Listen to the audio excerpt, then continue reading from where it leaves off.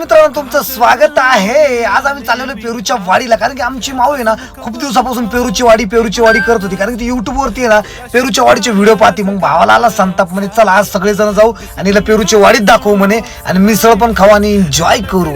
मग आम्ही निघलो पेरूच्या वाडीच्या दिशेने। तर बघू शकता हेच ते लोकेशन आहे पेरूच्या वाडीचं। इथं कार पार्किंग केली आहे आम्ही।